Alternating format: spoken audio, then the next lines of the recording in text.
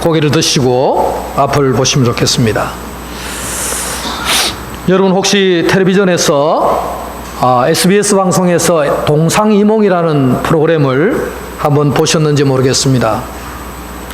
이 동상이몽이라는 프로그램 때문에 유명해진 사람이 있는데 그 중에 대표적인 사람이 현재 경기도지사인 이재명 도지사. 그분이 이 동상이몽이라는 프로그램에 출연한 이후에 굉장히 많은 사람들에게 알려지게 되는 그런 일들이 있었습니다. 그분이 출연하는 방송이 끝나고 난 뒤에 여러 가지 이렇게 좋지 않은 소문이 나왔습니다. 왜냐하면 그분이 그 방송에서 자기 집에 있는 30년 된 그때는 시장이었지 않습니까? 시장인데 30년 된 자기 집의 에어컨을 손수 고치는 그런 장면이 나와서 참 검소한 사람이다 이런 이미지를 연출했습니다. 그래서 그것이 나중에 PD들이 다 조작한 것이다. 진짜가 아니고 진짜 그렇게 안 사는데 마치 그렇게 사는 것처럼 좋은 에어컨 떼내고 흥거 붙였다가 막 연출해서 만든 것이다. 이런 어떤 루머들이 많이 나왔습니다. 그래서 지금까지도 그게 진짜인지 가짜인지는 아직 확인한 바는 없지만은 어쨌든 그런 이미지를 TV에서 조작하는 이런 일들이 있었다. 그런 이야기가 많이 있었습니다. 물론 그 프로그램 때문에 이 시장이었던 사람이 도지사까지 되는 그런 인지도를 얻게 되는 아마 이 프로그램의 덕을 단단히 본 사람 중에 한 사람이 아닐까 생각이 됩니다. 물론 최근에는 도지사가 되고 난 뒤에 에로 배우 김부선 씨와 서로 소송전에 휘말려 가지고 지금도 계속적으로 소송을 하고 있는 이런 상황도 우리가 뉴스를 통해서 잘 알고 있습니다. 여러분, 이재명 도지사가 출연한 방송 프로그램이 이름이 동상이몽입니다. 동상이몽. 우리가 자주 사용하는 말이고 사전에서 그 뜻을 찾아보면은 이렇게 설명을 하고 있습니다. 제가 사전 그대로를 잘 아시겠지만 한번 읽어드리겠습니다. 한 자리에서 같이 자면서도 서로 다른 꿈을 꾼다는 뜻으로 겉으로는 같이 행동하면서 속으로는 각기 딴 생각을 하는 것을 비유적으로 이르는 말. 이렇게 사전에 정의가 되어 있습니다. 한 이불을 덮고 한 자리에서 잠을 자지만 서로 완전히 다른 꿈을 꾸는 것, 그것을 우리가 현실적으로 같이 행동을 하면서도 속마음은 서로가 완전히 다른 삶, 그것을 동상이몽이다 이렇게 우리가 말을 합니다. 여러분, 동상이몽의 가능성이 제일 높은 사람이 누구냐면 부부 사이죠. 부부 사이. 부부가 한 이불을 덮고 늘 자지만 서로 다른 꿈을 꾸고 다른 생각을 하는 부부가 많다는 것입니다. 물론 시간이 지나면은 서로를 알아가게 되겠죠. 서로 모르던 부부가 서로 알아가면서 동상이몽이 아니라 이제는 눈만 끔뻑여도 서로 아는 이심전심의 마음으로 변화가 되겠지만은 상당히 많은 사람들이 아직은 동상이몽의 꿈속에서 헤어나오지 못하는 사람도 많이 있다는 것을 우리는 알게 됩니다. 여러분, 교회도 마찬가지입니다. 교회도 동상이몽적 교회가 있어요. 목사가 생각하는 비전이 다르고 성도가 생각하는 꿈이 다르면 그것을 뭐라고 말합니까? 동상이몽이다. 제가 요즘 우리 이웃 교회에 어떤 교회가 상당한 갈등 속에 있습니다. 그 교회가 지금 파산할 위기 정도로 큰 심각한 문제가 있는데 장로님들이 저를 찾아와서 상담을 했습니다. 상담을 들어보면은 다 일리가 있는 말씀을 하셨어요. 그리고 또 목사님과 한번 만나서 얘기해보면 목사님도 다 일리 있는 얘기를 합니다. 그런데 같은 교회를 섬기는 같은 당회원인데 완전히 꿈이 서로 달라요. 생각이 너무 달라요.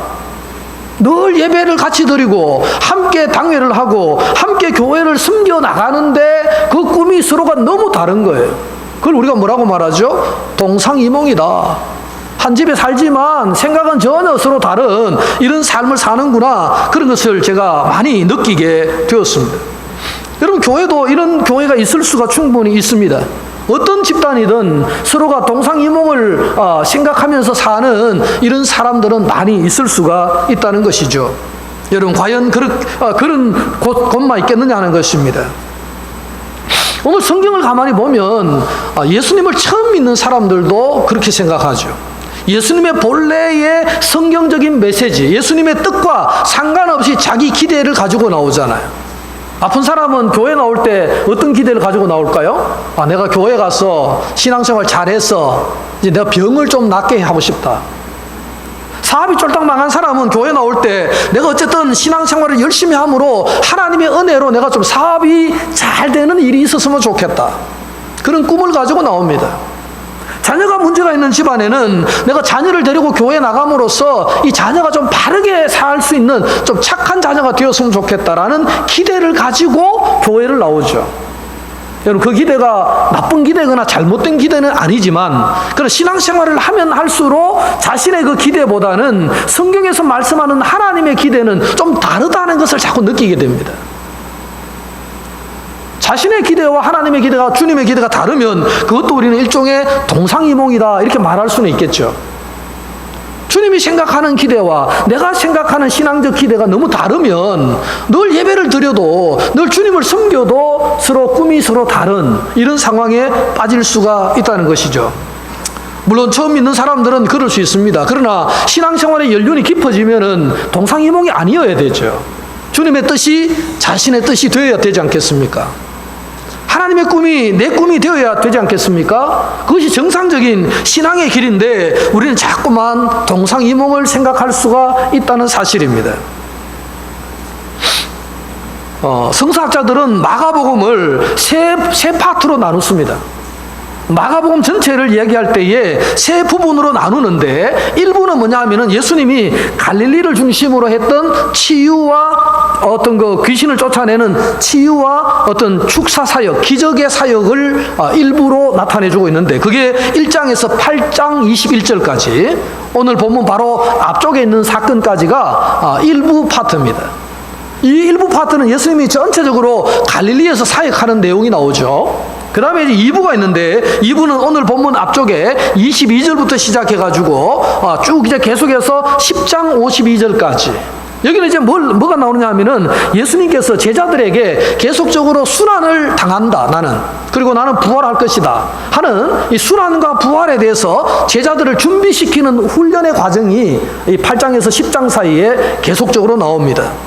그리고 마지막 세 번째는 이제 11장에서 16장까지는 뭘 얘기하느냐 하면은 예수님이 순환을 어떻게 당하시는가 그 순환에 대한 이야기와 마지막 부활에 대한 이야기가 나오고 있습니다. 이렇게 세 파트로 나누어집니다.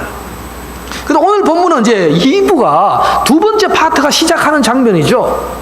이 장면에서 중요한 것은 뭐냐 하면은 일부 파트, 첫 번째 파트에서 예수님이 갈릴리에서 많은 사역을 하셨어요. 기적을 많이 일으켜 주셨고, 그리고 귀신도 많이 쫓아주셨고, 그 다음에 치유를 많이 행했습니다.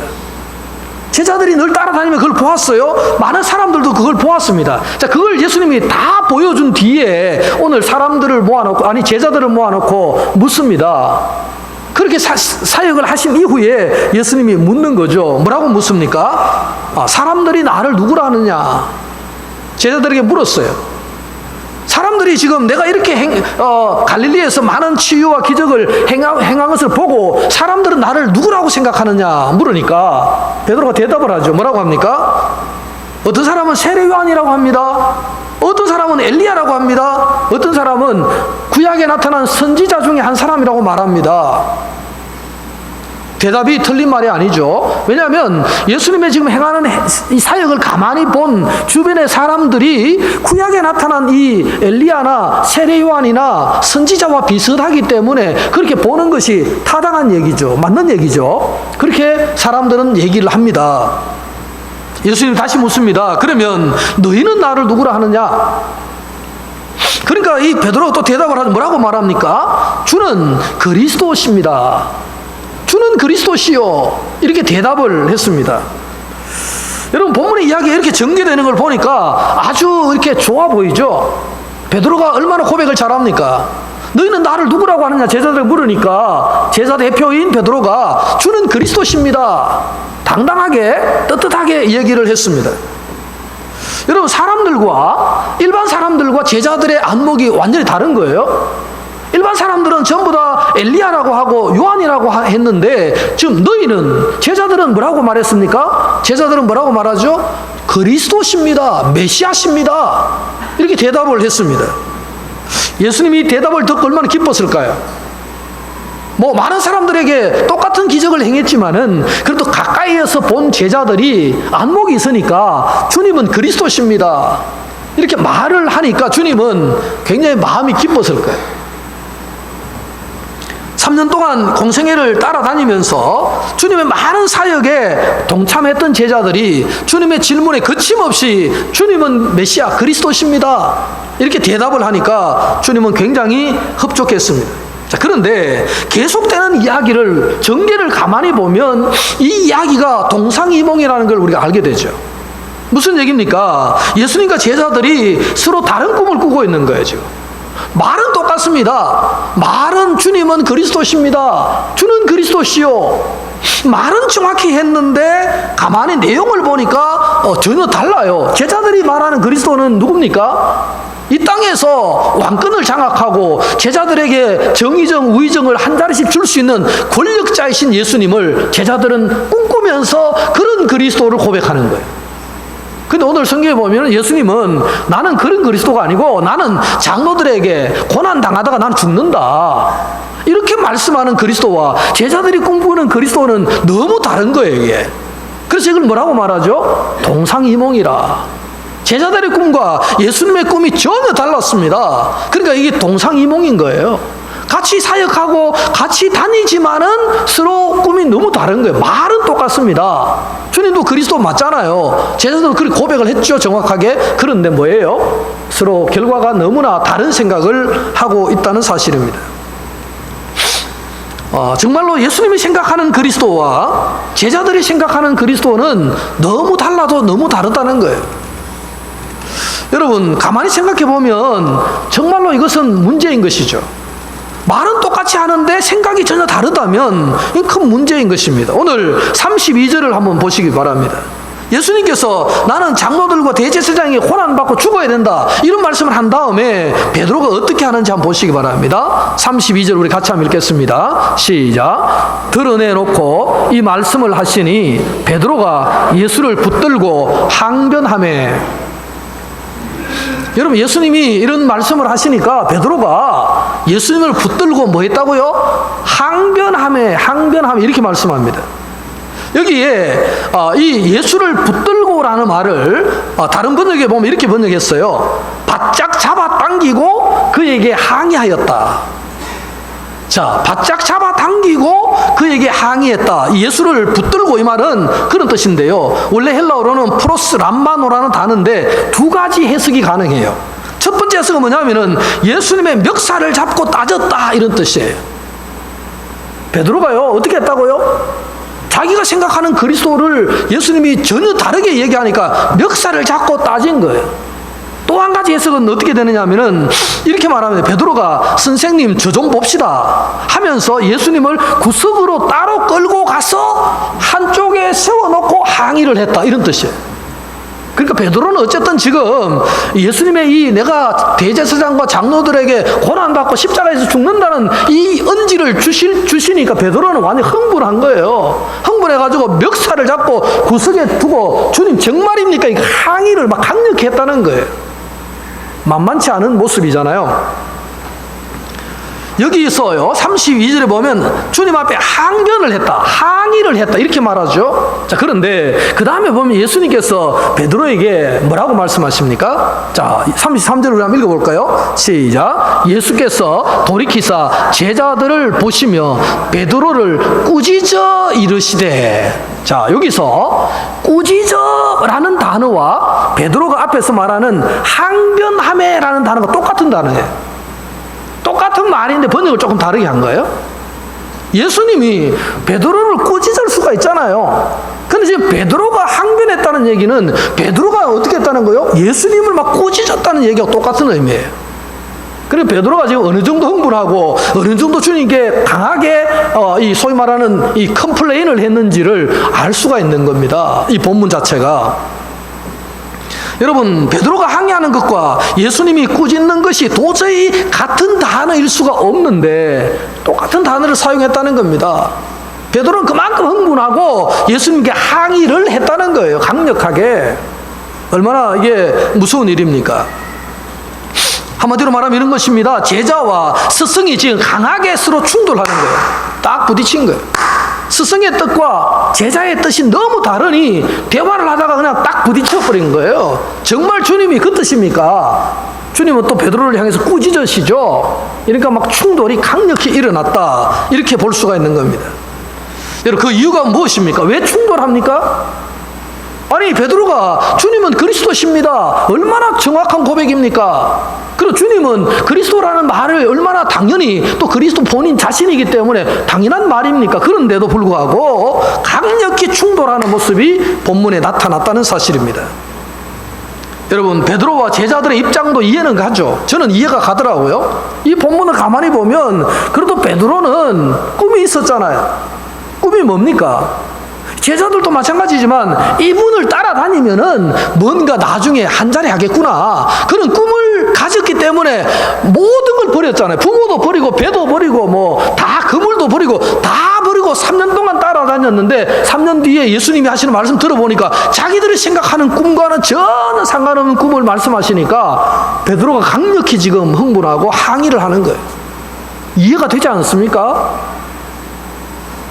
여러분, 충분히 이해는 됩니다만, 그러나 스승과 제자가 이렇게 서로 동상이몽이라는 사실을 발견할 수 있습니다. 자, 오늘 33절에 제가 말씀을 뒤에 다시 읽겠습니다. 예수께서 돌이키사 제자들을 보시며 베드로를 꾸짖어 이르시되, 사단아, 내 뒤로 물러가라. 네가 하나님의 일을 생각하지 아니하고 도리어 사람의 일을 생각하는도다. 예수님께서 베드로에게 꾸짖으시면서 하신 말씀이 네 가지가 나옵니다. 네 가지가. 첫째는 뭡니까? 그냥 꾸짖었어요. 두 번째는요, 사탄이라고 생각했어요. 세 번째는요, 뒤로 물러가라고 말씀하셨고요. 마지막 네 번째는 네가 사람의 일을 생각한다. 하나님의 일을 생각하면 이렇게 말할 수 없다. 네가 사람의 일을 생각한다라고 네 가지를 지금 표현을 하고 있습니다. 여러분, 베드로의 말이 아무리 옳다 하더라도 베드로가 말한 말의 의미가 전혀 다르다면 그것은 진짜로 동상이몽이에요. 주님의 꿈과 베드로의 꿈은 너무 달랐다는 사실입니다. 요즘 문재인 정부가 들어와서 계속적으로 이 남북 회담이 이루어지죠. 김정은이와 트럼프도 회담을 하고, 우리 문재인 대통령이 또 이게 판문점에서 회담하고, 이제는 며칠 뒤에는 또 평양에서 또 회담한다고 나라가 지금 회담에 집중하고 있는 분위기입니다. 저는 이 회담하는 걸 가만히 보니까 참 이게 서로 만나서 대화하기가 어려운 상대들인데, 만나면 서로 합의문이 나와요. 늘 보면은 남북 정상이 만나서 합의를 하고 도장을 꾹 찍어요. 찍어가지고는 이제 한 사람은 북한에 가고 한 사람은 남한에 와서 이제 방송을 합니다. 방송할 때는 내용이 또 달라지죠. 아니, 도장은 똑같이 찍었고 글자도 다 똑같은데 와서 말하는 거 보면 이쪽 해석이 다르고 저쪽 해석이 달라요. 트럼프하고 김정은이가 만나서 합의문을 얼마나 열심히 도장 찍었겠습니까? 그런데 미국 가서 말하는 트럼프의 말이 다르고 평양 가서 말하는 김정은의 말이 서로 똑같은 말을 하는데 서로 동상이몽이라 각기 다른 생각을 하는 거예요. 저는 오늘 가만히 보니까 오늘 모습도 그런 것 같습니다. 정말 우리가 예수 믿을 때 잘못 믿으면 동상이몽이 될 수 있겠구나.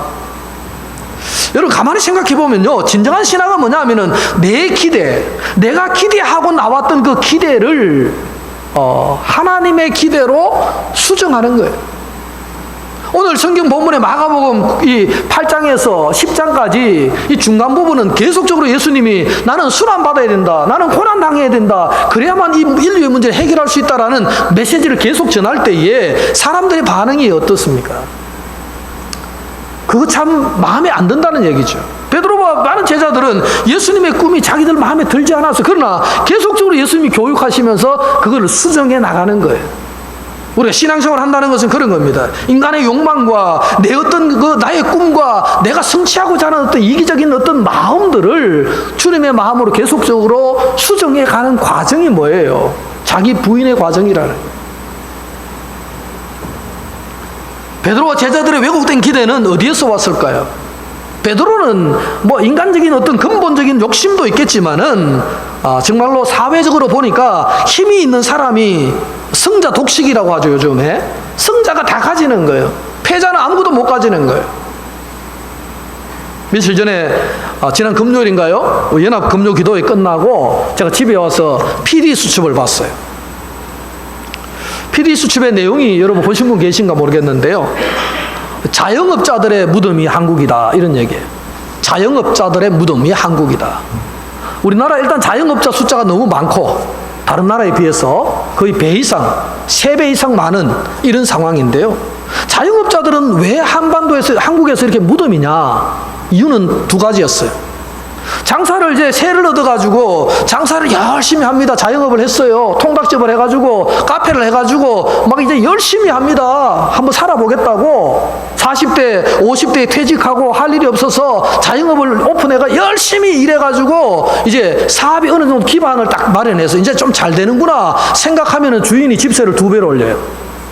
그러면 여전히 열심히 했는데 여전히 자기 수중에는 돈은 없고 여전히 건물주만 계속해서 좋은 일을 시킨다는 거예요. 특히 서울이 그렇다는 겁니다. 자, 그래서 장사를 시작해서 장사가 비싼 세를 주고 시작을 했는데 장사가 안 되면 어떻게 될까요? 안 되면 그냥 망하는 거예요. 사업 시작할 때 빚이 2억이었는데 망하면은 빚이 5억 되고 망하는 거예요. 그렇게 끝이 나는 거. 망하면 망하는 대로 끝나고 잘 되면 주인이 집세를 2배, 3배 올려달라면은 그거 올려주면 여전히 나는 남는 게 아무것도 없는. 그러니까 자영업자들은 아무리 열심히 해도 이게 성공할 수 없는 구조. 그것이 지금 우리 한국의 구조다. 그래서 자영업자들의 무덤이다. 이런 얘기를 하는 것을 보았습니다. 여러분, 베드로와 제자들의 왜곡된 기대는 무엇입니까? 승자가 독식하고 있는 자가 더 많이 가지고 없는 자들은 여전히 없는 그런 세상의 원리를 베드로가 보았을 때 나는 어쨌든 승자가 되어야 되겠다. 나는 어쨌든 권력자가 되고 힘 있는 쪽에 붙어서 힘을 키워야 되겠다라는 베드로의 꿈이 있었는데 그거는 세상이 준 꿈이죠. 그렇죠. 세상에서 영향을 받아서 내가 가진 꿈이 그 꿈 아니겠습니까? 그런데 주님의 꿈은 전혀 다르다는 겁니다. 주님의 꿈은 승자가 되는 것이 아니라 완전히 죽음의 길로 가는 골고다 언덕으로 올라가서 죽는 것이 주님의 꿈이었으니 베드로의 꿈과는 너무 다를 수밖에 없다는 사실입니다. 오늘 38절에 보면 이 세대라는 말이 나옵니다. 이 세대, 누구든지 이 엄난하고 죄 많은 세대에서 나와 내 말을 부끄러워하면 이렇게 말하죠. 그러니까 이 세대, 베드로가 살아가던 그 세대가 어떤 세대냐? 한마디로 말하면 예수님의 가치를 내세울 수 없는 세대, 예수님처럼 생각하면 바보가 되는 세대. 그때나 지금이나 똑같겠죠. 동일하겠습니다만은, 그러나 그런 어떤 예수님을 거부하는 이 세대의 문화에 영향을 받은 베드로가 주님과 함께 사역은 하지만 꿈은 전혀 다른 동상이몽을 가졌던 이유가 바로 그것이라고 말을 하는 것입니다. 여러분, 제자들을 향해서 예수님은 말씀하십니다. 예수를 따르는 사람은 자기를 부인하고 자기 십자가를 져야 한다. 그 말은 세상이 준 가치관을 거부하고 예수님의 가치를 따라서 살 때에 희생이 있고 죽음이 있고 불안이 있을지라도 그 길을 가야 된다는 말씀을 하고 있습니다. 그것이 바로 주님의 꿈이라는 것이고 그것이 바로 자기 부인의 길이라고 말씀을 하고 있는 것입니다. 사랑하는 성도 여러분, 예수님을 따르려면 제일 먼저 자기를 부인해야 합니다. 내 꿈과 내가 생각하는 그런 어떤 성공과 내 기대를 적어야 돼요. 수정을 해야 됩니다. 본문에서 오늘 자기를 부인한다는 것은 무엇이냐면 내가 가지고 있던 그 기대가 정말 그것이 내 기대인지 아니면 세상이 준 기대인지를 먼저 분별하고 세상의 영향을 받아서 가진 잘못된 기대라면 빨리 수정하고 주님의 기대로 맞추어가는 작업이 뭐냐? 그것이 바로 자기 부인이라는 거예요. 오늘 여러분, 우리는 우리 자신을 부인해야 되는데 그 부인이 뭐냐 이것입니다. 세상적 가치, 세상적 기대와 내가 원하는 진정한 기대가 무엇인가를 판단하고 분별해 볼 수 있는 그것을 통해서 하나님의 꿈이 내 꿈이 되는 것이 뭐냐? 그것이 바로 십자가를 지는 길이라는 것입니다. 세상의 가치를 거절하고 그리스도의 가치를 따르고자 하는 그것이 뭐냐? 자기 부인의 길이다. 이렇게 말씀을 해주고 있습니다. 저는 오늘 그것이 때로는 십자가의 길이고 때로는 가족들에게 왕따를 당하는 길이고 때로는 세상적으로 멸시를 당하는 그 길이라 할지라도 그 길이 바로 생명의 길이요 그 길이 바로 복음의 길이라면 따르는 것이 뭡니까? 자기를 부인하고 따르는 것이 바로 참 제자의 길이라는 것을 깨닫는 그런 저와 여러분 되기를 주님의 이름으로 축원합니다. 오늘 이 베드로의 고백이 어느 동네에서 일어나는지 아십니까? 오늘 이 말씀이 27절의 서두에 보면 이렇게 말씀하죠. 예수와 제자들이 빌립보 가이사랴 여러 마을로 나가실세. 지금 예수님이 이 고백을 어디에서 받았습니까? 빌립보 가이사랴. 마태복음에는 가이사랴 빌립보 이렇게 말을 하죠. 똑같은 말입니다. 자, 어쨌든 지금 이 도시가 지금 베드로가 고백하고 주님과 함께 대화하는 이 장소가 어디냐면 가이사랴 빌립보예요. 가이사랴 빌립보. 자, 그러면 가이사랴 빌립보에서 이 고백을 했는데 그 장소가 의미하는 게 뭘까요? 제가 11년 전에 가이사랴 빌립보를 가봤네요. 가이사랴 빌립보를 가봤습니다. 가보니까요, 거기는 지금은 완전 농촌이에요. 그냥 뭐 포도농사만 쫙 짓는 그 이스라엘 땅인데요, 포도농사만 있습니다. 농사 짓는 갈릴리 호수보다 북쪽에 있습니다. 그런데 그곳의 특징이 뭐냐면 물이 너무 많아요. 물이. 여러분, 갈릴리 바다 그 위쪽에 보면 헐몬산이라는 높은 산이 있습니다. 거기에서 물이 흘러나와서 갈릴리 바다로 갔다가 사해 바다로 가지 않습니까? 그 헐몬산 쪽에 있는 그 어떤 만년설, 눈이 녹아서 이제 그것이 지하로 자꾸 내려갑니다. 지하로 내려가가지고 다시 솟아나는 곳이 어디냐면 가이사랴 빌립보예요. 그럼 물이 얼마나 깨끗하고 좋겠습니까? 저 위에 있는 만년설이 산에서 내려오다가 땅속으로 들어갔다가 밑에서 샘처럼 솟아나는 곳이니까 물이 깨끗하고 맑고 너무 좋은 거예요. 거기서 막 이렇게 요단강이 시작하는 그 발원지가 그쪽에 있는 거예요. 막 물이 솟아나오는 거예요. 제가 베드로가 예수님 앞에 신앙 고백했다라는 그 장소에 가보니까 거기도 이렇게 폭포처럼 물이 팍 하고 쏟아져요. 맑은 물이에요. 너무 좋아요. 근데 지금은 그곳이 완전히 그냥 농사 짓는 곳입니다. 그런데 오늘 베드로가 이 사실을 여기서 신앙적 고백을 하는 그때는 이게 그냥 농촌이 아니었습니다. 이 가이사랴 빌립보는 상당한 도시였어요. 이 도시는 무엇으로 유명합니까? 가이사랴 빌립보라는 도시는요, 아주 화려한 신들의 도시였어요. 신들의 도시였습니다. 여기에는 뭐 헬라의 신들, 판 신전, 제우스 신전, 네메시스의 뜰, 뭐 거룩한 염소의 무덤 신전, 이런 신전들이, 아주 화려한 신전들이 쫙 놓여진 곳이에요. 그러니까 도시가 아주 발달한 도시입니다. 사람들이요, 신전에 제일 좋은 것들 갖다 바치지 않습니까? 그러니까 이 장사도 잘 되고 사업도 잘 되고 동네가 아주 융성했던 그런 도시였어요. 그런 도시, 그 화려함이 있는 도시입니다. 그런데 그 화려함 속에 나타난 이 무리들이 있었는데 아주 초라한 예수님, 그죠? 남루한 예수님의 그 모습과 그리고 그를 따르고 있는 이 어떤 제자들, 초라한 제자들, 갈릴리 시골뜨기들, 아주 남루하게 입은 이 제자들이 따라가는 이런 상황이에요. 그 그림을 한번 상상해 보십시오. 이 화려한 도시와 함께 여기 아주 초라한 이 예수님과 그 그룹들이 와서 서로 주고받는 대화가 오늘 본문 아니겠습니까? 여러분, 오늘 베드로와 제자들이 예수님께서 그곳에서 물었습니다. 이 화려한 도시가 이렇게 있고 이건 세상에 좋은 것들은 여기 다 있어.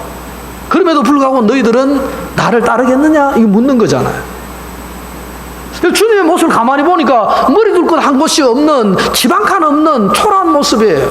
그럼에도 불구하고 이 세상의 이 거대함과 이 아름다움과 이 즐거움을 다 포기한 채 너희들은 나를 믿고 따르겠느냐? 자기를 부인할 수 있겠느냐? 주님 그렇게 물으시는 거예요. 그러니까 지금 그 물음에 베드로와 주님은 충돌이 일어난 거예요. 베드로는 지금 이 화려한 도시, 이 좋은 세상, 여기에서 뭔가를 하고 싶은 마음이 있었는데 주님은 그런 세상이 아니라 또 다른 세상을 얘기하시면서 이렇게 초라한 길이지만 그래도 나를 따르겠느냐? 이렇게 질문을 하는 것입니다.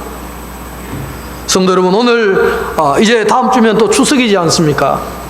추석에는 고향에 가면 뭐 온갖 얘기가 나오고, 출세한 사람, 출세 못한 사람, 뭐 이런 게 비교를 당하고 여러 가지 문제들이 많지 않습니까? 우리가 정말 예수를 믿으면서 정직하게 살려고 애를 쓰다 보니 우리가 세상적으로 잘 못 됐을 수도 있습니다.